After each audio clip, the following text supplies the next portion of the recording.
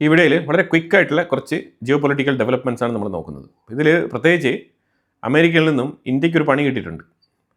അത് പ്രത്യേകിച്ച് H1B വിസയുമായിട്ട് ബന്ധപ്പെട്ട വിഷയത്തിൽ ഒരു പണി കിട്ടിയിട്ടുണ്ട്. ട്രംപ് ഒരു പുതിയ എക്സിക്യൂട്ടീവ് ഓർഡർ സൈൻ ചെയ്തിരിക്കുകയാണ്. അതുമായിട്ട് ബന്ധപ്പെട്ട വിഷയങ്ങൾ ഞാൻ ഈ വീഡിയോയുടെ അവസാന ഭാഗത്ത് ചേർക്കാം. അതിന് മുമ്പ് തന്നെ അമേരിക്കയുടെ സ്റ്റേറ്റ് സെക്രട്ടറി മാർക്കോ റൂബിയോ പറഞ്ഞിരിക്കുന്നത് ഇറാനുമായിട്ടുള്ള ചർച്ചയിൽ ഡിപ്ലോമസി പരാജയപ്പെട്ട് കഴിഞ്ഞാൽ അതിൻ്റെ പൂർണ്ണ ഉത്തരവാദിത്തം ഇറാനായിരിക്കും, അല്ലാതെ അമേരിക്കയോ അമേരിക്കയുടെ അലൈ കൺട്രീസ് ആയിട്ടുള്ള ഗൾഫ് രാജ്യങ്ങളോ അതിൻ്റെ ഉത്തരവാദിത്തം ഏൽക്കേണ്ടതില്ല എന്നാണ് മാർക്കോ റൂബിയോ പറഞ്ഞു വെച്ചിരിക്കുന്നത്.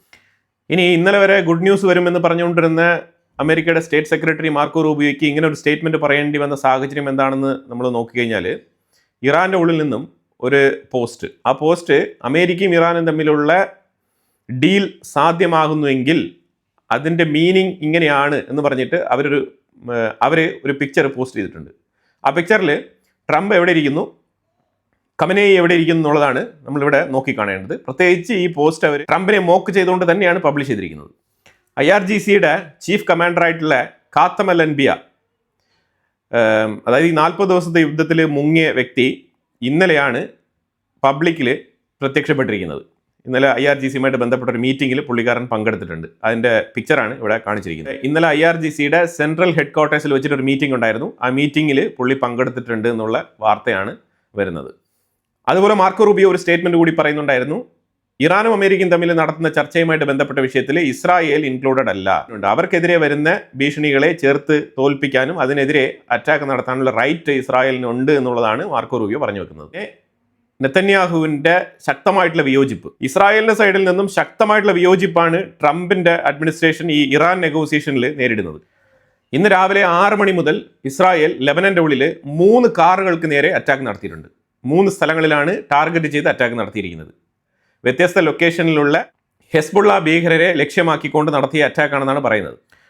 ഒന്ന് യൂസർസിഫ് ഹോട്ടൽ, അൽ ഖാർദ്ലി റോഡ്, പിന്നൊന്ന് അൽ ജർമുഖ് ഹൈവേ. ഇങ്ങനെ 3 ലൊക്കേഷനുകളായിട്ട് ഒരേ ടൈമിൽ സൈമൾട്ടേനിയസ്ലി ഈ അറ്റാക്ക് പ്ലാൻ ചെയ്ത് നടപ്പിലാക്കിയിരിക്കുകയാണ് ഇസ്രായേൽ. ട്രംപ് ആണെന്നുണ്ടെങ്കിൽ ഒരു സൈഡിൽ പറഞ്ഞിരിക്കുന്നത് ഒബാമ ഇറാനുമായിട്ടുണ്ടാക്കിയതുപോലെയുള്ളൊരു ഡീലല്ല ട്രംപ് ഉണ്ടാക്കുന്നത്.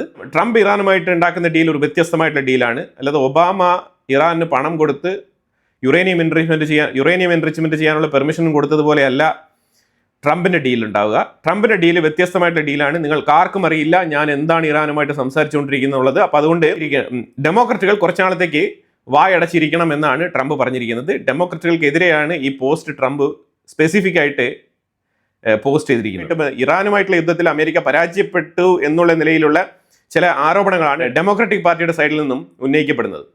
അതിനെതിരെയാണ് ശക്തമായ ഭാഷയിൽ ഡൊണാൾഡ് ട്രംപ് പ്രതികരിച്ചിരിക്കുന്നത്. പക്ഷെ അതിലൊന്നും കാര്യമില്ല. ട്രംപ് ഇറാനുമായിട്ട് നല്ല രീതിയിൽ ചർച്ച നടത്തിക്കൊണ്ടിരിക്കുകയാണ്. നെഗോസിയേഷൻ ഇപ്പോഴും പൂർത്തിയായിട്ടില്ല എന്നാണ് ട്രംപ് പറഞ്ഞിരിക്കുന്നത് ഈ പോസ്റ്റിൽ. ഇന്ന് ഹെസ്ബുള്ളയുടെ കോമമറേഷൻ ഡേ എന്ന് പറഞ്ഞിട്ട്, അവരുടെ റെസിസ്റ്റൻസ് ഡേ എന്ന് പറഞ്ഞിട്ട് ഒരു ഡേ സെലിബ്രേറ്റ് ചെയ്യുന്നുണ്ട് അവർ. അതായത് ഈ യുദ്ധത്തിൽ മരണപ്പെട്ട അവരുടെ സോൾജേഴ്സിന് വേണ്ടിയിട്ടും അവരുടെ ഈ റെസിസ്റ്റന്റ് ഫോഴ്സിന്റെ ഒരു ആനിവേഴ്സറി എന്നുള്ള നിലയിലാണ് അവർ ഈ ആഘോഷം അവർ പ്ലാൻ ചെയ്തിരിക്കുന്നത്. അപ്പോൾ അവിടെ ഹെസ്ബുള്ളയുടെ സെക്രട്ടറി ജനറൽ നഈം കാസിം സ്പീച്ച് കൊടുക്കുമെന്നാണ് പറഞ്ഞിരിക്കുന്നത്. ഇന്ന് 25-ാം തീയതി നഈം കാസിം ഹെസ്ബുള്ളയുടെ സെക്രട്ടറി ജനറലിൻ്റെ സ്പീച്ച് ഉണ്ടാവും എന്നാണ് പറയുന്നത്. ഏതാണ്ട് 24-ാം തീയതി ഉച്ചയ്ക്ക് ശേഷം മുതൽ 25 കണ്ടിന്യൂസ് ആയിട്ട് ഇസ്രായേൽ ലെബനൻ്റെ ഉള്ളിൽ അറ്റാക്ക് നടത്തിക്കൊണ്ടിരിക്കുകയാണ്. തുടരെ പല സ്ഥലങ്ങളിലും ടാർഗറ്റ് ചെയ്തുള്ള അറ്റാക്കാണ് നടത്തിക്കൊണ്ടിരിക്കുന്നത്.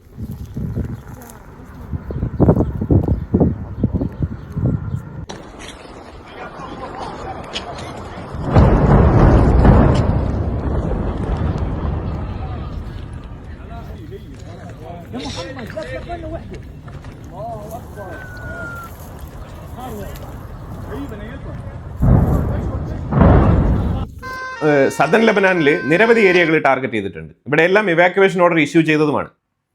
ഇതിനകത്ത് സിർഫ, അറബ് സലീം, അബ്ബ, നബാട്ടിയ, ഇങ്ങനെ നിരവധി സ്ഥലങ്ങളുണ്ട്. ഞാനിപ്പോൾ എല്ലാ പേരുകളും ഇതിനകത്ത് എടുത്ത് പറയുന്നില്ല. Sadan Lebanon entire area target ചെയ്ത് അറ്റാക്ക് നടത്തിക്കൊണ്ടിരിക്കുകയാണ്. ചില മോട്ടോർ സൈക്കിളുകളും ടാർഗറ്റ് ചെയ്യപ്പെട്ടിട്ടുണ്ട്. അതിലൂടെ സഞ്ചരിക്കുന്ന റദ്വാൻ ഫോഴ്സിൻ്റെ ഹെസ്ബുള്ള മെമ്പേഴ്സിനെയാണ് ടാർഗറ്റ് ചെയ്തിരിക്കുന്നത്. ചൈന സെൻഷു 23 എന്ന് പറഞ്ഞിട്ടുള്ള ഒരു റോക്കറ്റ് വിക്ഷേപണം നടത്തുകയാണ്. അപ്പോൾ അത് തികച്ചും അതിൽ ക്രൂ മെമ്പേഴ്സ് ഉണ്ട്. ക്രൂ മെമ്പേഴ്സുമായിട്ട് സ്പേസ് പ്രോഗ്രാമാണ് അവർ നടപ്പിലാക്കുന്നത്. അപ്പോൾ ഇതിനകത്ത് ഈ ക്രൂ മെമ്പേഴ്സ് 1 ഇയർ സ്പേസിലുണ്ടാവും എന്നാണ് പറയപ്പെടുന്നത്. ഇത് വ്യത്യസ്തമായിട്ടുള്ള ഒരു സ്പേസ് പ്രോഗ്രാമാണ്. ഹ്യൂമൻ സ്പേസ് പ്രോഗ്രാം കുറച്ചുകൂടെ എഫക്റ്റീവായിട്ട് നടപ്പിലാക്കാൻ വേണ്ടിയിട്ടും സ്പേസ് ടൂറിസം ഈ മേഖലയിലൊക്കെ കുറച്ചുകൂടെ എഫക്റ്റീവായിട്ട് കാര്യങ്ങൾ നടപ്പിലാക്കാനും ഒരു ഡീപ്പ് സ്റ്റഡി വേണം. അപ്പോൾ അതിൻ്റെ ഭാഗമായിട്ടാണ് 1 ഇയർ ഈ ക്രൂ മെമ്പേഴ്സിനെ സ്പേസിൽ തന്നെ നിലനിർത്താൻ ചൈന തീരുമാനിച്ചിരിക്കുന്നത്. ചൈനയ്ക്ക് സ്പേസ് സ്റ്റേഷനൊക്കെ ഉണ്ട്. അപ്പോൾ അതുകൊണ്ട് അവർക്ക് കാര്യങ്ങൾ ചെയ്യാനുള്ള പ്രാപ്തി ആയിട്ടുണ്ട്. അപ്പോൾ അത് തന്നെയാണ് അവർ തെളിവ് സഹിതം ലോകത്തേക്ക് കാണിച്ചു കൊടുക്കാൻ ശ്രമിച്ചുകൊണ്ടിരിക്കുന്നത്. അതിനോടൊപ്പം 2030 അവർ മൂൺ ലാൻഡിങ്ങിനും പ്ലാൻ ചെയ്യുന്നുണ്ട് ചൈന. സാഖർ ചൗധരി എന്ന് പറഞ്ഞ പാക് ഒക്കുപ്പൈഡ് കശ്മീരിൽ ജനിച്ച ഈ Chaudhary new lord mayor of ബെർമിംഗാമിൻ്റെ മേയറായിട്ട് തിരഞ്ഞെടുക്കപ്പെട്ടിരിക്കുകയാണ്. ഇപ്പം ബെർമിംഗാം എന്ന് പറഞ്ഞ ആ ഒരു ഏരിയയും കൂടി ഇപ്പം പാകിസ്ഥാൻ്റെ കീഴിലേക്ക് പോയിരിക്കുകയാണ്. അതാണ് നമ്മളിവിടെ മനസ്സിലാക്കേണ്ടത്. UK വണ്ടി കയറാൻ വേണ്ടിയിട്ട് സ്റ്റുഡൻസ് വിസ എടുത്ത് മുന്നോട്ട് പോകാനിരിക്കുന്ന ആൾക്കാരൊക്കെ കുറച്ച് ശ്രദ്ധിക്കണം. അവിടെ പോയിട്ട് വിസ എടുത്ത് നിന്ന് കളയാമെന്നൊക്കെ വിചാരിക്കരുത്. ഇപ്പോൾ പഴയതുപോലെ വിസയൊന്നും കിട്ടത്തില്ല. വെറുതെ നാട്ടിലുള്ള പൈസ, ബാങ്കിൽ കിടക്കുന്ന പൈസ ലോൺ എടുത്ത് കടപ്പെട്ട് UK പോകാതിരിക്കുന്നതാണ് നല്ലത്. അതൊക്കെ താൽക്കാലികമായിട്ടുള്ള വിഷയങ്ങൾ മാത്രമാണ്. പിന്നെ നിങ്ങൾക്ക് കയ്യിൽ പൈസ ഉണ്ട്, എനിക്കൊരു UK ഡിഗ്രി വേണം എന്നുണ്ടെങ്കിൽ അത് കരസ്ഥമാക്കാൻ വേണമെങ്കിൽ നിങ്ങൾക്ക് പോവാം. അല്ലാതെ അവിടെ പോയിട്ട് ജോലി എടുത്ത് അവിടെ രക്ഷപ്പെട്ട് കളയാമെന്ന് പറഞ്ഞിട്ട് അവിടെ പോകാൻ നിൽക്കേണ്ട. ആ കാലം കഴിഞ്ഞിരിക്കുന്നു. UK പോയ കുറേ സുഹൃത്തുക്കൾ മടങ്ങി വന്നുകൊണ്ടിരിക്കുകയാണ്. ജോലിയും കൂലിയും ഒന്നും ഇല്ലാതെ വീട്ടിലേക്ക് മടങ്ങി വന്നുകൊണ്ടിരിക്കുകയാണ്. 8 ലക്ഷം 10 ലക്ഷം 12 ലക്ഷമൊക്കെ മുടക്കിയിട്ട്. അതിലുപരി അവിടെ പോയി കഴിഞ്ഞാൽ ഉണ്ടാകുന്ന എക്സ്പെൻസസ് അത് തന്നെ കഷ്ടപ്പെട്ട് പണിയെടുത്ത് വീട്ടേണ്ട സാഹചര്യമാണ്. അല്ലാതെ നിലനിൽപ്പില്ല. ഇത്തരത്തിലുള്ള ഇരട്ടിപ്പണിക്ക് നിൽക്കണ്ട എന്നുള്ളതാണ് നമ്മളുടെ ഒരു അഭ്യർത്ഥന. കാലിഫോർണിയയിൽ ഗാർഡൻ ഗ്രോവിൽ കെമിക്കൽ ഫാക്ടറിയിലുണ്ടായ വിഷവാതക ചോർച്ചയെ തുടർന്ന് ശരിക്കും ഈ മാപ്പിൽ കാണിച്ചിരിക്കുന്ന റെഡ് കളറിൽ മാർക്ക് ചെയ്തിരിക്കുന്ന ഇത്രയും ഏരിയ കാലിഫോർണിയയിൽ ഇമ്പാക്റ്റഡ് ആണ്. ഇവിടെയൊന്നും ഇപ്പം ആൾക്കാരെ താമസിപ്പിച്ചിട്ടില്ല. എല്ലാവരെയും തന്നെ ഇവിടെ നിന്ന് മാറ്റി പാർപ്പിച്ചിട്ടുണ്ട്. 40,000 ആണ് ബേസിക്കലി മാറ്റി പാർപ്പിച്ചത്. പക്ഷേ ഒഫീഷ്യലി 1,00,000-ലധികം ആൾക്കാരെ മാറ്റി പാർപ്പിച്ചിട്ടുണ്ടെന്നാണ് മനസ്സിലാക്കാൻ പറ്റുന്നത്. ഇന്നലെ ഞാനൊരു വിഷയം പറഞ്ഞിട്ടുണ്ടായിരുന്നു. തുർക്കിയിൽ ഒരു പ്രശ്നം സംഭവിക്കുന്നു, അവിടെ ഒരു ആഭ്യന്തര കലാപം ഉണ്ടാകാനുള്ള സാധ്യതയുണ്ടെന്ന്. പക്ഷേ അവിടെ ഒരു ഇന്റർണൽ ക്രൈസിസ് ഉണ്ട് എന്നുള്ളത് ഞാൻ ഇന്നലെ സൂചിപ്പിച്ചിട്ടുണ്ടായിരുന്നു. ഒരു ആഭ്യന്തര കലാപം ഒരു പക്ഷേ ഉണ്ടായേക്കാം എന്ന് പറഞ്ഞിട്ടുണ്ടായിരുന്നു. പക്ഷേ അവിടെ ശരിക്കും ഓപ്പോസിറ്റ് പാർട്ടികൾക്ക് നേരെ തയ്യബ് എർദോഗന്റെ ഭരണകൂടം അടിച്ചമർത്തൽ തുടരുകയാണ്. അതിനെ തുടർന്ന് അവിടെ ഇന്നലെ മൊത്തം കലാപമായിരുന്നു. പോലീസ് നിരത്തിലിറങ്ങി CHP എന്ന് പറഞ്ഞ ഓപ്പോസിറ്റ് പാർട്ടിക്കെതിരെ ശക്തമായ രീതിയിലുള്ള അടിച്ചമർത്തലാണ് തുടരുന്നത്. ഇതിന് കാരണം തയ്യബ് എർദോഗനാണ്. കോടതിയിൽ നിന്നും ഉത്തരവ് വന്നതിനെ തുടർന്ന് അങ്ങോട്ടും ഇങ്ങോട്ടും അടിയും വഴക്കുമായി. കാരണം ഈ തയ്യബ് എർദോഗന്റെ പാർട്ടിയാണ് ഈ CHP എന്ന് പറഞ്ഞ പാർട്ടിക്കെതിരെ നിരന്തരം കോടതിയിൽ കേസ് ഫയൽ ചെയ്തുകൊണ്ടിരിക്കുന്നത്. സംഭവം വേറെ ഒന്നുമില്ല, വളരെ സിമ്പിളാണ്. തയ്യബ് എർദോഗന് അവിടെ ഇലക്ഷൻ കണ്ടക്ട് ചെയ്യാൻ വയ്യ. ഓപ്പോസിറ്റ് പാർട്ടിക്ക് ഇലക്ഷൻ കണ്ടക്ട് ചെയ്യണം. ഇലക്ഷൻ കണ്ടക്ട് ചെയ്ത് ജനവിധി തേടണം തയ്യബ് എർദോഗൻ. ഞാനിവിടെ ഫുട്ടേജസ് ആഡ് ചെയ്തിട്ടുണ്ട്. അവിടെ നിന്ന് കണ്ടു കഴിഞ്ഞാൽ മനസ്സിലാക്കാൻ പറ്റും. അവിടെ ഈ പാർട്ടിയുടെ ഹെഡ് ഓഫീസിൽ ഇരച്ചു കയറുകയാണ് തുർക്കിയുടെ സെക്യൂരിറ്റി ഫോഴ്സ്.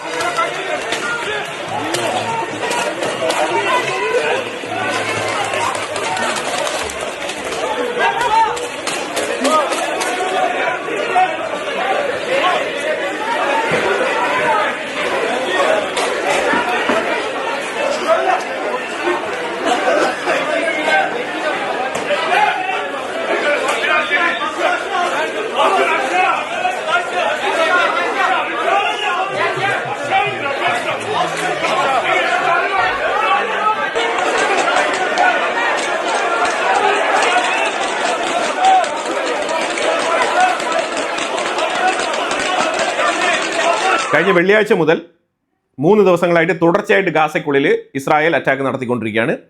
ഹമാസ് മെമ്പേഴ്സ് എവിടെയൊക്കെ ഒളിച്ചിരിക്കുന്നുണ്ടോ അവിടെ എല്ലാം തന്നെ ടാർഗറ്റ് ചെയ്ത് അറ്റാക്ക് നടത്തിക്കൊണ്ടിരിക്കുകയാണ്. ഹമാസിന്റെ സെയ്ത്തൂൻ ബറ്റാലിയൻ എന്ന് പറഞ്ഞ ആ ടീമിനെ എയിം ചെയ്താണ് ഇസ്രായേൽ അറ്റാക്ക് നടത്തിക്കൊണ്ടിരിക്കുന്നത്. ഇതിനകത്ത് ഹിഷാം മുഹമ്മദ്, അതേപോലെ സക്കീൽ, ഇങ്ങനെയുള്ള 2-3 ആൾക്കാരുടെ പേര് സ്പെസിഫിക് ആയിട്ട് ഇസ്രായേൽ എടുത്ത് പറയുന്നുണ്ട്. ഇവരെല്ലാം തന്നെ ഒക്ടോബർ 7 ആക്രമണത്തിൽ പങ്കെടുത്തിരുന്ന വ്യക്തികളാണ്. ഉക്രൈൻ റഷ്യക്കുള്ളിൽ 800 കിലോമീറ്ററിൻ്റെ അപ്പുറത്തേക്കുള്ള ഒരു എണ്ണപ്പാടം അറ്റാക്ക് ചെയ്തിട്ടുണ്ട്. ഇത് ഇന്റർണൽ പ്രൊഡക്ഷനാണ്. ശരിക്കും റഷ്യക്കുള്ളിലേക്കുള്ള ഇന്റർണൽ ആവശ്യത്തിന് വേണ്ടിയിട്ട് ഓയിൽ റിഫൈൻ ചെയ്ത് കൊടുക്കുന്ന ഒരു സ്ഥാപനമാണ്. ആ സ്ഥാപനത്തിലേക്കാണ് ഈ അറ്റാക്ക് നടത്തിയിരിക്കുന്നത്. ഓയിൽ റിഫൈൻ ചെയ്യുന്നത് മാത്രമല്ല, പെട്രോളിയം ബൈ പ്രോഡക്ട്സും ഇവർ പ്രൊഡ്യൂസ് ചെയ്യുന്നു. ആ കമ്പനിക്കെതിരെയാണ് ഉക്രൈൻ അറ്റാക്ക് നടത്തിയിരിക്കുന്നത്. ഇനി ഞാൻ പറയാമെന്ന് പറഞ്ഞ അമേരിക്കയിൽ H1B വിസയ്ക്ക് കിട്ടിയൊരു പണി. ശരിക്കും ട്രംപ് ഒരു executive order പാസ്സാക്കിയിട്ടുണ്ട്.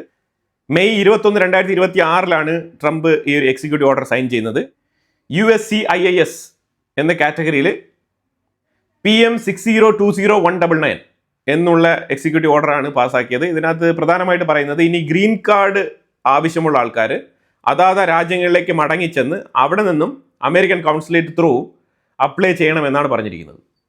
US embassy approach ചെയ്ത് അതാത് രാജ്യങ്ങളുടെ എംബസി ത്രൂ അപ്ലൈ ചെയ്യണമെന്നാണ് പറഞ്ഞിരിക്കുന്നത്. അപ്പോൾ അതായത് നിങ്ങൾ ഒരു 6 years H1B വിസയിൽ പോയി കഴിഞ്ഞാൽ നിങ്ങൾക്ക് ഗ്രീൻ കാർഡ് വേണമെന്നുണ്ടെങ്കിൽ നിങ്ങൾ തിരികെ സ്വന്തം രാജ്യത്തേക്ക് മടങ്ങി വന്ന് അവിടെ നിന്ന് അപ്ലൈ ചെയ്യണമെന്നാണ് പറയുന്നത്. 2024 ഏതാണ്ട് 14 ലക്ഷം ഗ്രീൻ കാർഡാണ് അമേരിക്ക ഇഷ്യൂ ചെയ്തത്. അത് കഴിഞ്ഞിട്ട് ഇപ്പോൾ 2025 അത്രത്തോളം ഇഷ്യൂ ചെയ്തിട്ടില്ല. പ്രത്യേകിച്ച് 50 ലക്ഷം ആപ്ലിക്കേഷൻസ് പെൻഡിങ്ങിലാണ്. ഇതുവരെ അതിൻ്റെ റാറ്റിഫിക്കേഷൻസ് പോലും പൂർത്തിയാക്കിയിട്ടില്ല. പ്രധാനമായിട്ടും അമേരിക്ക ആപ്ലിക്കേഷനിൽ വെരിഫൈ ചെയ്യാൻ നോക്കുന്നത് ട്രംപിനെതിരെ എന്തെങ്കിലും പോസ്റ്റ് ഉണ്ടോ, സോഷ്യൽ മീഡിയയിൽ നിങ്ങൾ അമേരിക്കയ്ക്കെതിരെ എന്തെങ്കിലും പ്രചരണങ്ങൾ നടത്തിയിട്ടുണ്ടോ, അതുപോലെ തന്നെ നിങ്ങളുടെ വരവ് എക്കണോമിക് ഇൻട്രസ്റ്റ് ആണോ. അതായത് എക്കണോമിക് ഇൻട്രസ്റ്റ് എന്ന് പറയുന്നത് ഏതെങ്കിലും IT കമ്പനികളിൽ ജോലിക്ക് കയറാൻ വേണ്ടിയിട്ടാണോ വരുന്നതെന്നുണ്ടെങ്കിൽ അത് എക്കണോമിക് ഇൻട്രസ്റ്റിൽ പെടും. നാഷണൽ ഇൻട്രസ്റ്റ് ആണെന്നുണ്ടെങ്കിൽ നാസ പോലത്തെ അതേപോലെ അമേരിക്കയുടെ ഗവൺമെൻറ്റുമായിട്ട് ചേർന്ന് പ്രവർത്തിക്കുന്ന കമ്പനികളിൽ പണിയെടുക്കാൻ വേണ്ടി വരുന്നെങ്കിൽ അത് നാഷണൽ ഇൻട്രസ്റ്റ് ആയിട്ട് കരുതപ്പെടും. അപ്പോൾ ഇങ്ങനെയുള്ള പല വിഷയങ്ങളാണ് അവർ കരുതുന്നത്. അപ്പോൾ ഇതിൻ്റെ ഇടയ്ക്ക് അവർ നിങ്ങളുടെ പ്രൊഫൈൽ, ഗുഡ് നോട്ട്, അതേപോലെ നിങ്ങൾ അമേരിക്കയിൽ കുറേ കാലം താമസിച്ചിട്ട് ഗ്രീൻ കാർഡിന് വേണ്ടിയിട്ട് സ്വന്തം രാജ്യത്തേക്ക് മടങ്ങി വന്ന ആളാണെന്നുണ്ടെങ്കിൽ നിങ്ങളുടെ ക്രെഡിറ്റ് സ്കോർ, നിങ്ങളുടെ ബാങ്കുമായിട്ട് ബന്ധപ്പെട്ട ഫൈനാൻഷ്യൽ ഡിസിപ്ലിൻ, ഇതെല്ലാം അവർ നോക്കുന്നുണ്ട്. അതിനെല്ലാം സെക്കൻഡ് പ്രയോറിറ്റി ആണെന്നുണ്ടെങ്കിലും ഈ ആപ്ലിക്കേഷൻസിൽ വെരിഫൈ ചെയ്യേണ്ട പോയിന്റുകളെല്ലാം തന്നെ ഓക്കെ ആണെങ്കിൽ പോലും നിങ്ങൾക്ക് ഗ്രീൻ കാർഡ് കിട്ടണമെന്നില്ല. അത് തികച്ചും ആ ഓഫീസറിന്റെ ഡിസ്ക്രിപ്ഷൻ ആണെന്നാണ് ഇപ്പോൾ പറഞ്ഞു വെക്കുന്നത്. അതായത് പറഞ്ഞു വെക്കുന്നത് അമേരിക്ക ഗ്രീൻ കാർഡ് തരുന്നത് അമേരിക്ക കാണിക്കുന്ന ഔദാര്യമാണ്, അഡ്മിനിസ്ട്രേറ്റീവ് ഡിസ്ക്രിപ്ഷൻ ആണ്, അഡ്മിനിസ്ട്രേറ്റീവ് ഗ്രേസ് ആണെന്നാണ് പറയുന്നത്. അത് സത്യസന്ധമായിട്ടുള്ള കാര്യമാണ്. ഒരു രാജ്യത്തിന്റെ ഗ്രീൻ കാർഡ് നിങ്ങൾക്ക് തരണോ വേണ്ടിയോ എന്നുള്ളത് ആ രാജ്യമാണ് തീരുമാനിക്കുന്നത്. അതിപ്പോൾ ഇന്ത്യ ആയാലും ആ പോളിസി അങ്ങനെ തന്നെയാണ്. അല്ലാതെ അവിടെ പോയിട്ട് എനിക്ക് നിങ്ങൾ ഗ്രീൻ കാർഡ് തന്നേ പറ്റൂ എന്ന് പറഞ്ഞിട്ട് മത്സരിക്കാനൊന്നും പറ്റത്തില്ല. അപ്പോൾ അതായത് ഇമിഗ്രന്റുകളായിട്ട് അവിടെ പോകുന്ന ആൾക്കാർ ഗ്രീൻ കാർഡിലേക്ക് അപ്ലൈ ചെയ്യുമ്പോൾ ഇത് ശരിക്കും പറഞ്ഞാൽ ആരെയാണ് ഏറ്റവും കൂടുതൽ അഫക്ട് ചെയ്യുന്നത് പറഞ്ഞാൽ H1B വിസയിൽ അവിടെ പോയിട്ട് പണിയെടുക്കുന്ന ടെക്കുകളെയാണ് ഇത് ഏറ്റവും കൂടുതൽ അഫക്ട് ചെയ്യുന്നത്. കാരണം ഏറ്റവും കൂടുതൽ വിസ ഹോൾഡ് ചെയ്യുന്നത് ഇന്ത്യക്കാരാണ്. അത് പ്രത്യേകിച്ച് ഈ ടെക് കമ്പനികളാണ് ഇത്തരത്തിലുള്ള വിസ ഇഷ്യൂ ചെയ്യുന്നത്. ഇതിനിപ്പോൾ H1Bക്ക് മാത്രമല്ല സ്റ്റുഡൻസ് വിസയ്ക്കും ഇതേ പ്രോബ്ലം ഉണ്ട് എന്നുള്ളതാണ് നമ്മൾ മനസ്സിലാക്കേണ്ടത്. ഇപ്പം ഏറ്റവും കൂടുതൽ ഇപ്പോൾ ഇതിനകത്ത് അഫക്ട് ചെയ്യപ്പെടാൻ പോകുന്നത് സ്റ്റുഡൻസും H1B വിസ ഹോൾഡ് ചെയ്യുന്ന ആൾക്കാരുമാണ്. ഇനിയിപ്പോൾ അഥവാ നിങ്ങൾ H1B വിസയിൽ അമേരിക്കയിൽ എത്തി, അവിടെ പോയിട്ട് ഒരു ഗ്രീൻ കാർഡ് ഹോൾഡറെ നിങ്ങൾ വിവാഹം കഴിച്ചു, അപ്പോൾ നിങ്ങൾക്ക് മക്കളായി. അപ്പോൾ എന്തായാലും നിങ്ങൾ ഗ്രീൻ കാർഡിന് വേണ്ടിയിട്ട് ഇനിയിപ്പോൾ അപ്ലൈ ചെയ്യുന്നു. അപ്പോൾ ഈ സാഹചര്യത്തിൽ എന്ത് ചെയ്യണം? നിങ്ങൾ നിങ്ങളുടെ ഭാര്യയും മക്കളെയും അവിടെ വിട്ടിട്ട് നിങ്ങൾ നേരെ നാട്ടിലേക്ക് മടങ്ങി വരണം. നാട്ടിലേക്ക് മടങ്ങി വന്ന് അവിടെ നിന്ന് ഗ്രീൻ കാർഡിന് അപ്ലൈ ചെയ്യണം. ഗ്രീൻ കാർഡ് ഓക്കെ ആയി കഴിഞ്ഞാൽ നിങ്ങൾക്ക് തിരികെ നിങ്ങളുടെ കുടുംബത്തിനോടൊപ്പം പോയി താമസിക്കാം. ഇനി ഗ്രീൻ കാർഡ് ഓക്കെ ആവുന്നില്ല എന്നുണ്ടെങ്കിൽ നിങ്ങൾ എന്ത് ചെയ്യും? ഇവിടെ തുടരേണ്ടി വരും.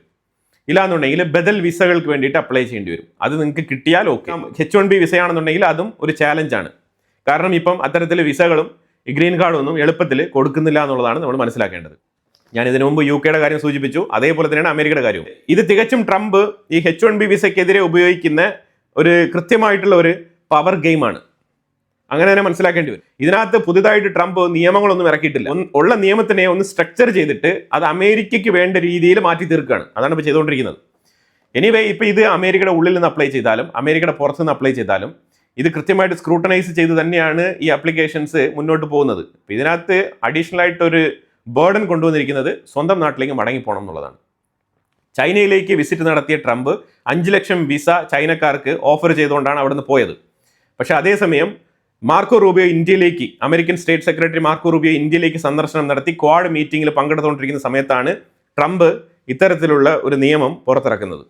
അപ്പോൾ അത് പവർ പൊളിറ്റിക്സ് ആവാം, നെഗോസിയേഷൻസ് ആവാം, എല്ലാ കാര്യങ്ങൾക്കും ഇത്തരത്തിലുള്ള വിഷയങ്ങളെല്ലാം ഉപയോഗിക്കാൻ വേണ്ടിയിട്ട് ട്രംപ് നല്ല രീതിയിൽ ശ്രമിക്കുന്നുണ്ട്. പക്ഷേ ഇത് എത്ര നാൾ കാരണം ഈ H1B വിസയുമായിട്ട് ബന്ധപ്പെട്ട വിഷയത്തിൽ ടെക് കമ്പനികളാണ് ഏറ്റവും കൂടുതൽ ബുദ്ധിമുട്ടിലാകുന്നത്. ചൈനയുമായിട്ട് ഇപ്പം മുന്നോട്ട് വെച്ച എഗ്രിമെന്റുകളൊന്നും തന്നെ ഫീസിബിൾ ആയിട്ട് മുന്നോട്ട് പോയിട്ടില്ല. ആ സാഹചര്യത്തിൽ ടെക് വർക്കേഴ്സിനെ ഇന്ത്യയിൽ നിന്ന് ഹയർ ചെയ്യണം, അല്ലാന്നുണ്ടെങ്കിൽ ഇന്ത്യൻ BPO കമ്പനികൾക്ക് അമേരിക്കയുടെ വർക്ക് കൊടുക്കണം. ഇത് ശരിക്കും പറഞ്ഞാൽ ഇങ്ങനെ നടക്കുള്ളൂ. ഇപ്പൊ ചൈനയെ ഒരിക്കലും അമേരിക്കയ്ക്ക് റെയർ എർത്ത് എലമെന്റ്സുമായിട്ട് ബന്ധപ്പെട്ട വിഷയത്തിൽ മാറ്റി നിർത്താൻ പറ്റത്തില്ല. റെയർ എർത്ത് എലമെന്റ്സുമായിട്ട് ബന്ധപ്പെട്ട വിഷയം മാത്രമല്ല, പല വിഷയങ്ങളിൽ മാറ്റി നിർത്താൻ പറ്റത്തില്ല. അതേപോലെ തന്നെയാണ് ഇന്ത്യയുടെ കാര്യവും. ഈ ടെക് ഇൻഡസ്ട്രിയിൽ ശരിക്കും ഇന്ത്യയെ മാറ്റി നിർത്താൻ പറ്റത്തില്ല എന്നുള്ളൊരു യാഥാർത്ഥ്യമാണ്. എനിവേ ഇതിനിപ്പോൾ എങ്ങനെ കറങ്ങിത്തിരിഞ്ഞ് വരും എന്നുള്ളത് നമ്മൾ കണ്ട് മനസ്സിലാക്കേണ്ടതാണ്. കാരണം ഇനിയിപ്പോൾ ഇതുമായിട്ട് ബന്ധപ്പെട്ട് അവിടുത്തെ അറ്റോർണീസ് അതേപോലെ ലോയേഴ്സ് ഒക്കെ കോടതിയെ അപ്രോച്ച് ചെയ്യുമായിരിക്കും. ഇതിന്റെ നിയമവശങ്ങളും ഇതിന്റെ പോസിബിലിറ്റീസും അതേപോലെ കുടുംബമായിട്ട് താമസിക്കുന്ന ആൾക്കാർക്ക് ഇതുണ്ടാക്കുന്ന ബുദ്ധിമുട്ടുകളൊക്കെ ഒന്ന് കോടതിയെ ധരിപ്പിച്ച് ഹ്യൂമാനിറ്റേറിയൻ കൺസിഡറേഷനിൽ ഏതെങ്കിലും തരത്തിൽ മാറ്റങ്ങൾ വരുത്താനുള്ള സാധ്യതയുണ്ടോ, അഥവാ ഫാമിലി കുട്ടികളൊക്കെ ഉണ്ടെങ്കിൽ ഇൻസൈഡിൽ നിന്ന് തന്നെ അപ്ലൈ ചെയ്യാം. ബാച്ചിലർ ആണെന്നുണ്ടെങ്കിൽ നിങ്ങൾ സ്വന്തം രാജ്യത്ത് പോയിട്ട് അപ്ലൈ ചെയ്യുക. ഇങ്ങനെയുള്ള കാര്യങ്ങളൊക്കെ കൊണ്ടുവരാനുള്ള സാധ്യതയുണ്ട്. പക്ഷേ ഇപ്പം നിലവിൽ ഈ വിഷയം ഇന്ത്യക്കാർക്ക് പ്രത്യേകിച്ച് H1B വിസ ഹോൾഡ് ചെയ്യുന്ന അതേപോലെ സ്റ്റുഡൻസ് വിസ ഹോൾഡ് ചെയ്യുന്ന അമേരിക്കൻ ഇമിഗ്രൻസിന് ഇതൊരു ബുദ്ധിമുട്ടാണ്. ബന്ധപ്പെട്ട് അമേരിക്കയുമായിട്ട് നമ്മൾ ചേർന്ന് നിന്നാൽ ട്രംപ് ഇങ്ങനെയൊന്നും ചെയ്യത്തില്ല എന്നൊന്നും പ്രതീക്ഷിക്കേണ്ട. എത്ര ചേർന്ന് നിന്നാലും ട്രംപ് ഇതൊക്കെ ചെയ്യും. പാകിസ്ഥാനും ബംഗ്ലാദേശിനും അമേരിക്കയുടെ ഉള്ളിൽ വിസ പോലും കൊടുക്കുന്നില്ല. ഇപ്പം പാകിസ്ഥാനുമായിട്ടാണ് നിരന്തരം ഇറാൻ നെഗോസിയേഷനുമായിട്ട് ട്രംപ് സംസാരിച്ചുകൊണ്ടിരിക്കുന്നത്. അസീം മുനീർ വളരെ അടുത്ത ആളാണെന്നാണ് പറയുന്നത്. എന്നിട്ട് ഇതുവരെ വിസ ഗേറ്റ്വേ പാകിസ്ഥാനും ബംഗ്ലാദേശിനും ഓപ്പൺ ചെയ്തിട്ടില്ല. ഇതാണ് നമ്മൾ മനസ്സിലാക്കേണ്ടത്. അല്ല നമ്മൾ അമേരിക്കയോട് ചേർന്ന് നിന്ന് കഴിഞ്ഞാൽ, അമേരിക്കയെ സോപ്പിട്ട് നിന്ന് കഴിഞ്ഞാൽ ഇന്ത്യക്ക് നേട്ടങ്ങൾ കൈവരിച്ച് കളയാമെന്ന് പറഞ്ഞു കഴിഞ്ഞാൽ അത് നടക്കുന്ന കാര്യമില്ല. ഇതുവരെ ട്രേഡ് ഡീൽ പോലും സൈൻ ചെയ്തിട്ടില്ല. അതുമായിട്ട് ബന്ധപ്പെട്ട കാര്യങ്ങൾ ചർച്ച നടന്നുകൊണ്ടിരിക്കുന്നേ ഉള്ളൂ. അപ്പോൾ എന്തായാലും വളരെ ഇമ്പോർട്ടൻ്റ് ആയിട്ടുള്ള കുറച്ച് വിഷയങ്ങളാണ് നമ്മൾ വീഡിയോയിൽ പങ്കുവച്ചത്. ഇതിനെക്കുറിച്ചുള്ള അഭിപ്രായങ്ങൾ കമന്റ് ബോക്സിൽ രേഖപ്പെടുത്തുക. കൂടുതൽ വാർത്തകളുമായിട്ട് അടുത്ത വീഡിയോയിൽ വരാം. Thank you so much.